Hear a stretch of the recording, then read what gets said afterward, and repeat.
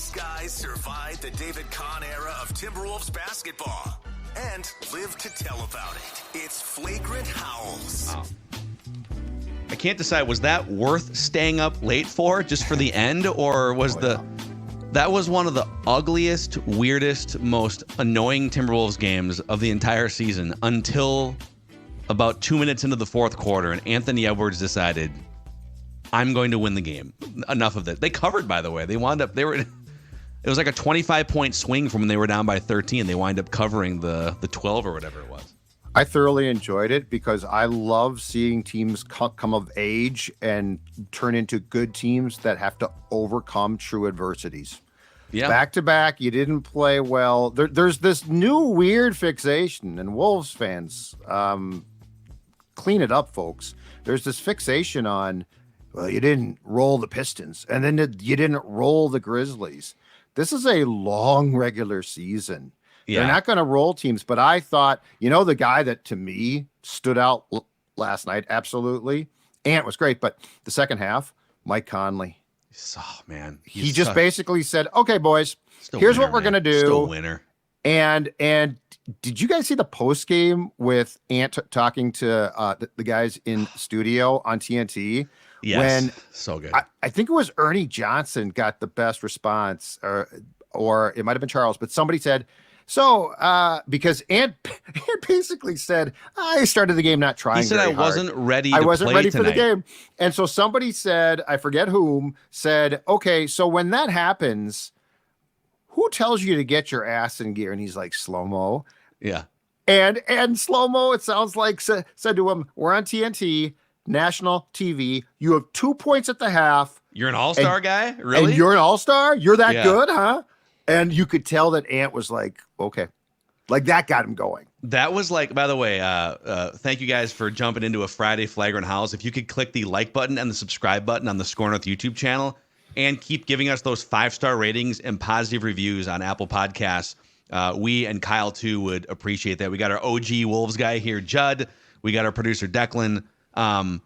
That was such a fun post-game interview with Anthony Edwards. It was great. And I kind of felt like in the first half, there was like a little, I don't know if it was like nervous energy, but it kind of, and maybe it was like the weird 9:00 start time. And now I'm just like making excuses for a garbage first half performance by the Wolves against Memphis's backups, but something was off. I don't know. Sometimes it feels like Anthony Edwards and Karl Anthony Towns know that they're on national TV and they know what those guys sometimes say about the Timberwolves. And it just felt like weird energy in the first half, but the post-game interview that you mentioned on Inside the NBA, that to me felt like the face of the NBA. Not yet, but like in 3 or 5 years. That's what that interaction feels like. He wasn't weird. Sometimes the young players get on and they like don't make eye contact with the camera and they're quiet. And it was like he was the most fun, dynamic person on a panel that included Charles Barkley, Kenny Smith, Ernie Johnson, and Shaq. And he's 22. Yeah. Oh, he was great. The only thing is I was hoping that he would chide Charles for his Wolves like up and down opinions. Well, but, dude, Kevin Harlan started the broadcast by chiding Reggie Miller. He goes, and if you guys remember, Reggie Miller put up his top 11 teams to watch in different categories before the season in the Western Conference. He literally listed 11 teams and not Timberwolves.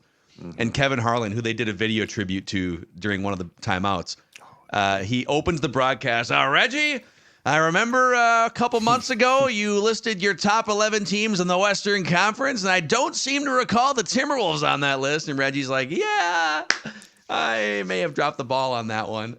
Yeah, that was great, though. I love though TNT does games better than anyone, in my opinion. Mm-hmm. Yeah. Hockey, and hockey, they've done the same. Their studio shows are great, but just their production is fantastic. Mm-hmm. Yeah, and to your point about Barkley, and I've got 3 Wolves takes for you here, a Phil's Wolves takes Friday edition of Flagrant Howls, and Barkley is included in one of them, but it was hilarious and painful watching him in the pregame show, meandering around for like 7 or 8 minutes, trying to figure out if the Timberwolves are good. He kept saying like, I don't believe in them. I don't believe in them. And they were like, why don't you believe in them? He's like, and he couldn't like list a good reason. He's like, I just don't think they can play with 2 big guys. And And he gets done kind of rambling around, and Shaq just laughing. Ernie's like, Shaq, what do you think? He's like, just go to break. It's like, make your point, man. What are you even talking about? But then Barkley kept saying, I need to see them blow out the Grizzlies. I want to see them tonight. I want to see them blow out the Grizzlies. And so, of course, in classic old Timberwolves fashion, they're down by 5 or 6 points to the Grizzlies backups at halftime so that Barkley can rip them. But, at the end of the day, those guys don't watch Timberwolves basketball, so it doesn't really matter what. Those guys will start watching Wolves basketball once they win a playoff series. And then the second round, they'll be like, have you guys heard of this Naz Reid guy? This guy's pretty good at basketball. Well, and Barkley does love Nas. Like he must have said 25 times last night, I love this kid. This is a great kid. Yeah. This is the greatest kid ever. And it's like, we love him too. Yeah. It was a great post game. And if you haven't seen it, I think it's up on the because a lot of people probably went to bed before the game was over. But here's the summary. The Wolves played with their food for 2 hours. Yeah. And then finally Anthony Edwards comes in and just like inhales the rest of the plate and says, I think we'll take this one. We'll win this game. So, okay, 3 Wolves takes for you guys. Starting with this one. Get ready. Anthony Edwards is about to be one of the 10 best players in the NBA by the end of this season. Kyle and I touched on this on yesterday's episode, but I started to kind of do the actual exercise. If you look at players that are definitively better than Anthony Edwards, offense and defense, because there's some offensive gunner players that you'd look and say, wow, like Donovan Mitchell scores 28 points a game, or, De'Aaron Fox, look at the offense. But some of those guys play zero defense, and there's no way you would put like De'Aaron Fox on an opposing team's best player at the end of the game and expect something good to happen. But here's the list of players that I think make up the top 10 in the NBA. And people can fight me on this. There's some debate for sure. I think Embiid is obviously solidly in. Jokic, so those are the last 3 MVP guys. Giannis, Luka, Shai Gilgeous-Alexander in Oklahoma City has emerged as an incredible player. Kevin Durant at 35 is shooting 47% from three-point range, averaging almost 30 points a game. Like, he has not hit the age cliff yet. I'm going to put Jason Tatum in. This is where it gets a little bit. This is like, those guys are definitive for me. Those are 7 guys that are just those. I think those are the 7 best players in the NBA. I'm putting Anthony Davis in. He's been healthy this year too. He's played 40 games, which is usually the knock on him. I'm putting Devin Booker in because I think he's just a more consistent I think Ant's a better defender, but Booker's just a more consistent, higher end offensive player for now. But it's getting closer. Mm-hmm. And then out of respect, so that's 9. So I guess I'm going to give you 11 here because out of respect, I'm still going to put LeBron and Steph Curry on this list. But those guys are finally starting to show, like LeBron is still really good, but he's 39 years old. His points per game are at the lowest point since he was like a rookie. Efficiency is not quite the same. Steph Curry kind of the same way. But out of respect, I'm going to put those guys still. So that's 11 guys. Once you get past that, we could debate on like Halliburton, Sabonis in Portland is having an excellent season. Kawhi can still play with the Clippers. I think Ant has graduated above Damian Lillard. I think he's graduated above Donovan Mitchell, Trae Young, De'Aaron Fox. So he's like in the next queue of players that if Anthony Davis were to go down with an injury or LeBron were to graduate from the league or whatever, like I think he's in the next 4 in. If this was the who's the guy that does the NCAA tournament? Joe Lunardi. Joe Lunardi. That guy. Ken Pom does them too, I guess. Yeah. So he's in the next like 4 or 2 or whatever it is. He's in the queue right now to become a top 10 player in the NBA. Which leads me to a question I've got, because I've seen this on X and it's certainly been discussed. But when it comes to Ant, and look, he is candid to a fault, probably saying I wasn't really prepared to play. Well, some fans are gonna be like, "Oh, you got to be prepared to play." But here's my honest question, and it's going to take the playoffs. So I realize there's not a playoff resume yet for this, and that's going to become incredibly important this spring. But what standard should we hold him to? Because it feels like to me, the first half last night, he had 2 points. He was not good. He was scuffling. And I saw a couple of things on X about, well, that, and again, that the play that he made, I think it was third quarter off the backboard pass to himself. It's absolutely incredible. And I mean, my God, that was fantastic. And against the Pistons 2 nights ago, he absolutely did a Jordan poster dunk. And that was incredible. But what standard should he be held to? Because there seems to be a lot of bitching and moaning about when he is not hitting on all cylinders consistently. And in hockey, I sort of know what passes the smell test or eye test and what does not. Yeah. But Phil, what's your thought when it comes to Ant? Like, what is that test? Because I think the one thing that I will default to in all sports is you're not going to be on in regular seasons that are 82 games. Yeah, you're not every night. Yeah. Well, and yeah, with just like social media and podcasting and radio and all the different ways that you're hit with, all these TV shows and stuff, that you're just getting hit with takes and opinions and thoughts and it, you almost have to pull yourself out of that cycle of takes and thoughts and entertainment and all this stuff and say, okay, he's 22 years old. When Kevin Garnett was 22 years old, he was also in his 4th year in the NBA. KG was still 5 years away from being the fully realized version of Kevin Garnett. Statistically, MVP, playoff success. Now, some of that was also KG didn't have maybe the teammates and roster around him. He was like literally building the Timberwolves for the first time because he came on board within the first 10 years of the franchise's existence. I mean, Anthony Edwards has much better infrastructure around him in some ways than KG had, because he's got like a secondary scorer in Karl Anthony Towns. He's got a defensive player of the year guy in Rudy Gobert. He's got the organizer point guard. But when you put it into that context, that KG and also most star players in the league, not all of them, you can find examples, but most guys don't actually hit their fully realized peak until they're 26 or 27. So I think it's safe to say that there's room to be frustrated from time to time with, boy, I wish he wouldn't show up not ready to play and only score 2 points in a game in which it's on national TV, right? But we're going to go through some ups and downs and growing pains with him and the team until he's probably 26 or 27 years old. He'll be on another contract by then. Hopefully he stays with the Timberwolves. So I hate saying it, but like you almost have to be a little patient and not chew him up while he's still maturing and look at some of the off the court stuff. He's clearly not like a fully mature, realized human or basketball player. Yep. And despite that, he is pounding on the door of being one of the top 10 players in the league. It's crazy. I think where he has to improve, and Jim Pete and Grady were talking about this. This was after the Celtics game when Ant kind of went into hero mode and put up a bunch of bad shots, had a bunch of turnovers, and kind of was the biggest reason why they blew a 9-point lead to the Celtics.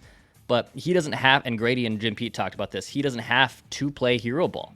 Like, he has Cat, he has Mike Conley, he has Rudy Gobert, the infrastructure around him, like, and I think that's what he has to sometimes get over with, is not having to play hero ball. Now, there are moments, right? And we've seen this in countless NBA finals where Steph Curry plays hero ball, Kobe plays hero ball, Michael Jordan plays hero ball, but he has an infrastructure around him where, Ant, you don't have to play hero ball in the final 2 to 3 minutes of a game.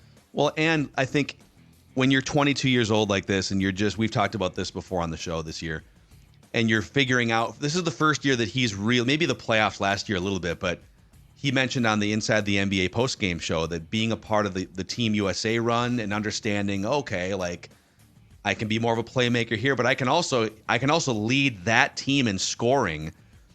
I guess what I'm saying is, going back to playoffs, World Cup, and now this regular season, it's the first time in his young career that he thinks he's the best player on every court. He's able to whisper in Kawhi Leonard's ear, and I can't say the full version of it, but you old ass bleep. He can trash talk Kawhi Leonard with full confidence. And when you understand, man, I can go get whatever I want in a game, it's kind of fun to flex that muscle and show that off a little bit. But over the next 4 to 5 years, he's going to figure out how he can average his 28 to 30 points and also still use his superpowers to get other guys. But he's better at that today than he was a year ago, for sure, and 2 years and 3 years ago. The assist numbers are up. The playmaking is up. But, yeah, that fourth quarter, man. And then he's like, he's hitting threes. He's getting to the rim. He's throwing the ball off the backboard and dunking it to himself. And he's like, he knows where the baseline camera is, too. He's doing like the the plane flying thing and smiling at the camera. But I love it. I think it's great. But he is, and this is, I think, the most important thing, and this is not something that every team gets to have in sports. He is the heartbeat of this team. So, like, as he goes, like, he's the one that decided, okay, enough is enough. I'm going to win the game. And you can be frustrated by that, but there's also a certain fun there, a fun factor. Yeah. And he has that Puckett enjoyment of what he's doing that makes it so, I think we gravitate towards that. Like, how many guys have that, like, just, you could tell the love, right? Like, he starts to go off and you gravitate towards him. So I think he's a really interesting athlete and player as far as that goes, because he's the type of guy that some teams in the Wolves for a long time simply don't have. And you know what is, we've done in our movie review podcast, movie reviews with Mackie and Judd, we've done like 4 or 5 different, or whatever it is, Fast and the Furious movies. And you know how when there's a race, you got 2 cars and they're neck and neck, and then one of the cars hits the nitrous oxide button, the NOS button. NOS, yeah, I got the NOS. Not the NOS Reed, but like I was gonna say. You know, Should the be Fast and NOS, Furious. though. It should be NAZ. Yeah, well, dude, they hit the NOS Reed button in that first quarter and went from down by 9 to up by 1. But Anthony Edwards is that nitrous oxide at the end of the game where, all right, we're down. God, we're just been down by 6 all night, and he's just like, and now the Grizzlies are down by 7, and the game's over. And they really haven't had any players like that in franchise history, because KG was a great all-around player. Yeah, he wasn't like the heat check guy that's going to go and get you. I'm just going to go score 12 points regardless of if there's a hand in my face. You're right. Or not, right? No, you're exactly right. So, Anthony Edwards, take a bow for your fourth quarter performance. I just enjoy watching him way more than I don't. And he doesn't frustrate me because I gravitate towards it. He just makes it look like fun. It's because it is fun. Yeah, he's the most fun player in town right now. With Cat, there's a lot of work there. He's had a good year, but I mean, there's a lot of work, right? It's a lot of gnashing of the teeth. It's a lot of work. Yeah. Ants is just sort of like, hey, man, I'm here now. What can I do? One of my favorite parts too of the game last night, Ant was on the bench for a stretch. It was like third quarter, and Mike Conley hits that 3, and there's a timeout. And Ant with his he's got the knee is it ice? I guess he's got those little knee packs on when he's sitting, and he comes running out with his little knee packs on, and he gives Mike Conley a big hug. So it's amazing. I have 2 other takes for you guys here, including a Charles Barkley one. But let's tell the audience, if they're looking to change their lives here, Judd, and lose some weight to start 2024, who can help them? Well, that's a very simple answer, because it's my friends at Livia Weight Control Centers, who helped sports dads a couple of years ago now lose 40 pounds from the sports dad on the left to the sports dad on the right. And yes, this program works. And yes, it not only works, but they are going to help you lose the weight and then, most importantly, keep the weight off. So if you're on your couch right now, the holidays were tough on the waistline, you got clothes that don't fit. Well, guess what? Livia is going to help you get back into those clothes for spring. And have I got an offer for you? The first 3 months are going to be free. So you're going to be dropping weight, and it's going to be free. And also, they have added breakthrough weight loss medications in their center locations as well that are going to help suppress your appetite, that are going to help you lose the weight. 855-GO-LIVEA, Livia.com, LIVEA.com. Also, our friend David, and my friend David specifically too, at First Equity Mortgage is here to help you guys. So a few years ago, I had an amazing experience refinancing my home at the time with David over at First Equity Mortgage, which is a Minnesota-based 24 years in the market company that prides themselves on supporting the community, treating every customer as a family member, friend, neighbor, and the Timberwolves and Lynx, because David is a 20-year season ticket holder. You can see him roaming around. You get some pretty nice seats. You'll see David down there. Probably late last night, I'm guessing he was there cheering on the Wolves. And so not only did I have a great experience with First Equity, but First Equity handled home loans at some point in the last 10 years for 20 of my coworkers and friends. So our group over at Hubbard and myself and friend group trust First Equity, and you can too. Go to femort.com to find out more. That's femort.com or scorenorth.com, keyword David, to find out more information. Okay, Take number 2. Charles Barkley should stick to golf. I love Chuck. He's a blast on that show.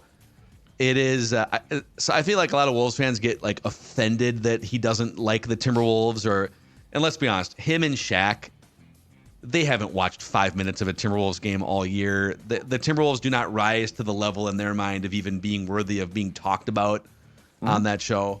Mm-hmm.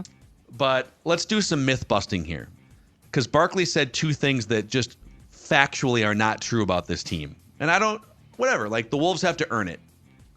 Make Charles Barkley pay attention to you in the playoffs at some point.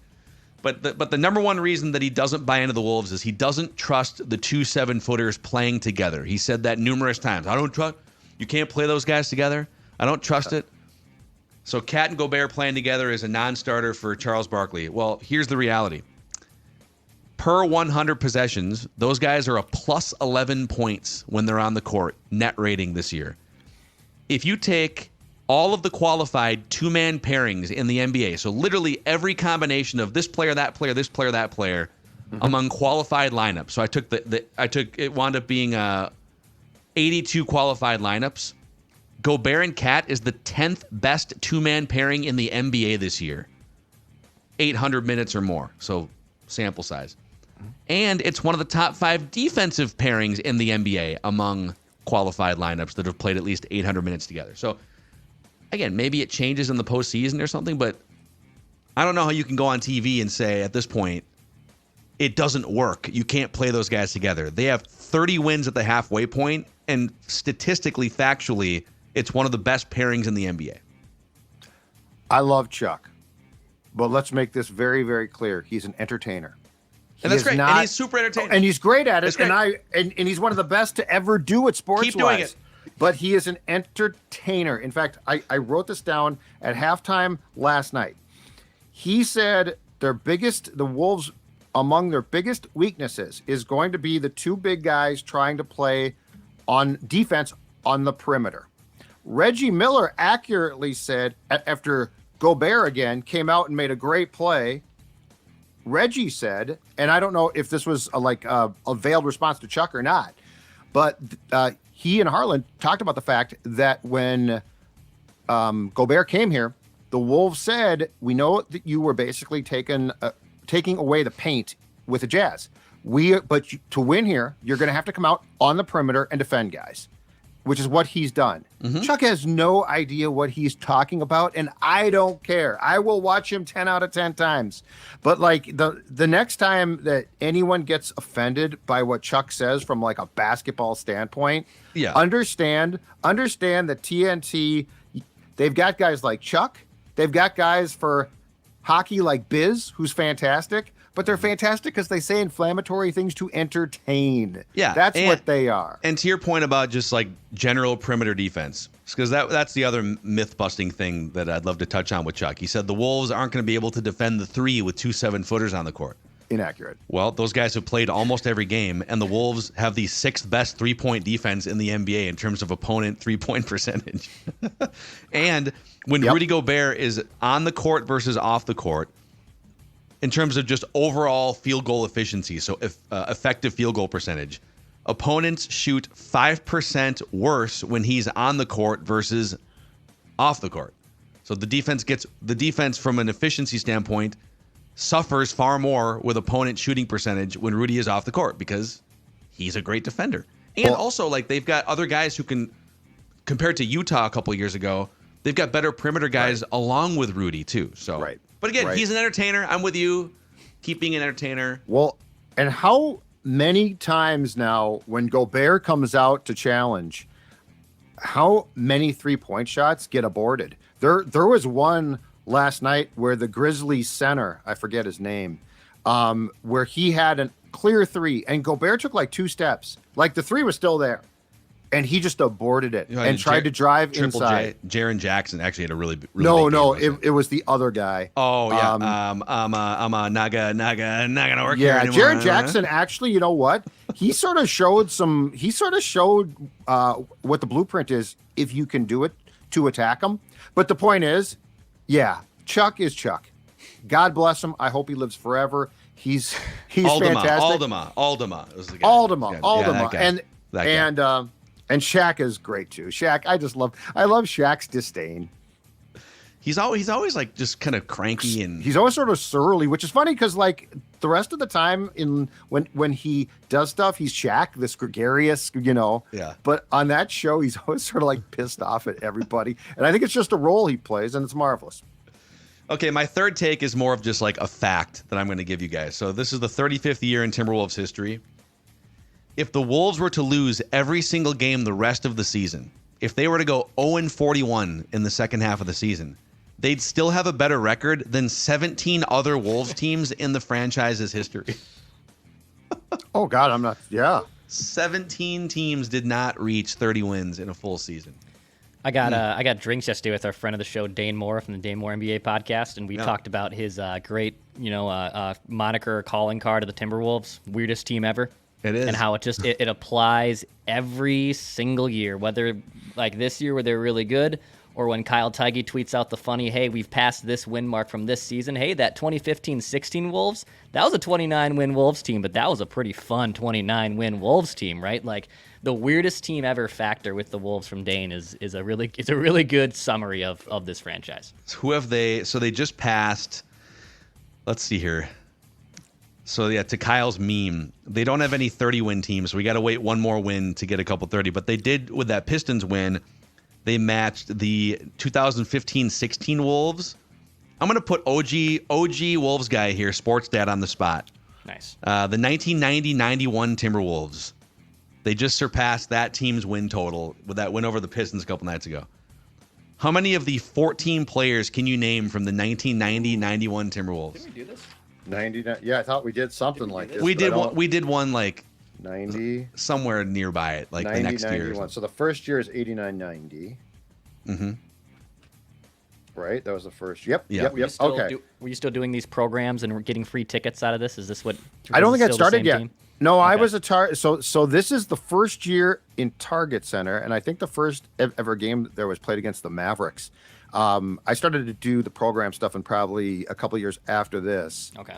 Because I remember I did a story on KG his rookie year, which was great because even then he was sort of cantankerous. Like he's a teenage kid and he's still cantankerous, but fun to talk to. Okay, 90-91, Pooh Richardson. Yeah, Pooh Richardson. There you go. Tony Campbell still there? Tony Campbell. Yeah. By the way, Tony Campbell leading scorer on that team, 22 points per game. Yeah, top guy. For Tony Campbell. Tony Campbell was great. Pooh Richardson, 17 and 9 assists. Yeah.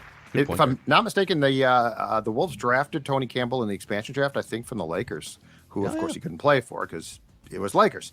Tyrone Corbin. Tyrone Corbin was the second leading scorer, 18 points, 7 rebounds, 4 assists. This is still Mussy, if I'm not mistaken. Bill Musselman still coaching the team. Did that include Gerald Glass yet? Let's see. So it is a Bill Musselman team. Gerald Glass came off the bench. Wow. 12 minutes a game. Yeah, Gerald Glass. Gerald Glass is what got Mussy fired because they kept saying, Bill, you got to play Glass. And he's like, I ain't playing that guy. He ain't that good. They're like, we got to take a look at him. Gerald Glass was like the biggest thing. Okay.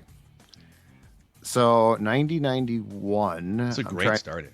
I'm trying to think of who are the big men on this team. Gary Leonard? Gary Leonard not on this team. Okay, must have been right after, because he was a Mizzou guy that played in the regional final that I think Michigan came out of and won it that year, or a couple of years before. All right. Randy Brewer? Yeah, Randy Brewer. He started 44 games out of the 73 he played. Hold on. So I got 6 points per game. I got Pooh in the backcourt. I got Brewer. You got Campbell. Brewer. You got Corbin. You're missing. They had a few different starting lineups. You're definitely missing like two starting players for sure. Brewer was not the main starter at that position. Okay.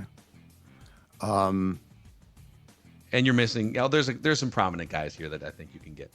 Okay. All right. When did they draft? So Was it Felton Spencer and then Longley? And I'll give you around that time? Felton Spencer. Okay, Felton Spencer, I think was the first round pick that year, if I'm not mistaken. 23-year-old rookie. So Felton Spencer, big man. Randy Brewer, big man. What? Give me a key position. I have a feeling we're looking for a small forward and a backup point guard and a shooting guard off the bench that later became a starter that you could definitely get. Sam Mitchell. We got 6. Sam Mitchell. Okay, a shooting guard off the bench that became a starter. And a backup point guard. Oh boy. Was Shane Heal on that team? No, this is a couple years before Shane Heal. In terms of backup stature, body type, you're pretty close. Okay. On the backup point guard. Okay. How about this one?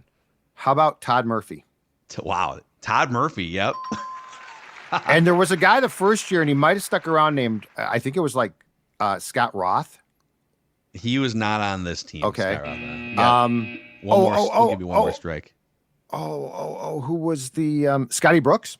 Scotty Brooks, backup point guard, dude. Incredible. That's 8. Okay. There's one more here that I feel like you can get. He's he's like a backup shooting guard that became a prominent player for the Wolves throughout the 90s. Ooh. But you've already got 8 out of the 14, which is really impressive. So prominent player throughout the 90s. Yep. So he definitely okay. And it's a shooting guard? Yep. Boy, I feel like I should get this one. I'm going to kick myself if I don't get it. I'm drawing a blank. Okay. Doug West. Doug West. I missed Doug West last time. Why am I missing number 5? Doug West. The only ones you didn't get, incredibly, damn it. Dan Godfried played 10 games. Jim Thomas played 3. Richard Coffey, Amir Coffey's dad, played 52 games. And then Bob Thornton played 12. Okay. So 3 of those 4 I have no recollection of. Obviously with Coffey I do, and I should have got Doug West. I missed Doug West. I keep missing Doug West, and he was like a main cog in that team. That's pretty impressive performance, though, naming, as we put to rest these teams from Wolves history, that this current team is well, you know what the Wolves' problem is? You know what? Those years were fine, right? You're an expansion team. Back then, you weren't going to be good. The problem is the Timberwolves are one of the few franchises that you could argue have 2 expansion eras or periods. That's the second one being post KG kind of a thing, or yeah. They basically became a long-term expansion team. I know. Like that's the thing about it. Not because of any rules or anything. Like they just were incompetent and hired a bunch of. But Kevin Garnett went on. I think I think his own podcast. I think, or was it that or the Showtime thing? I think it might have been one of those. But yes, it was awesome. And he just filleted Glenn Taylor again. He was talking about how much he loves Anthony Edwards. And he's like, well, it's funny. Look what happens. They change ownership and things start to change. And he just looks into the camera and goes, wow. Oh my God! In case you're wondering whether he still holds a grudge over Glenn Taylor. Who'd they play the other night with Nick? But who's Nick Batum playing for? Right Clips. Now? The Clips. I had no idea, and he's still a very productive guy. But I remember when the Wolves they gave him an offer sheet, and Portland had to match it, and that was like David Kahn. They're going to get Nick Batum. Man, that was his guy. He wanted Nick Batum. They're going to get Nick Batum. They're going to start to turn things around a little bit. So when I saw him on TV the other night when they were playing, I was like, oh my God, Nick, that was 12 years ago. That dude's still playing good ball. Who was the guy that they brought to that they were trying to recruit as a free agent, made a visit. They brought him to a Twins game and showed him on the Jumbotron. It was a big guy. Was named Lee.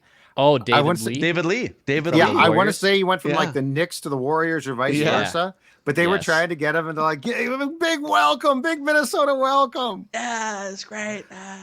Nope. Sorry, guy. All right. Wow. OG Timberwolves guy here. Sports dad putting on a clinic. One of those games. Yep. I was at those games. Can't believe I missed Doug West. I am pissed about that. Yeah. So, the Wolves are still sitting 2 games in front of the Thunder as we end this recording here on this Friday. for the top seed in the Western Conference, and their schedule. They got a couple games against OKC in and among like the Washingtons and some bad teams. So we'll see what happens. But that's a wrap on this episode of Flagrant Howls, your favorite Timberwolves lifestyle podcast. We'll see you guys next week.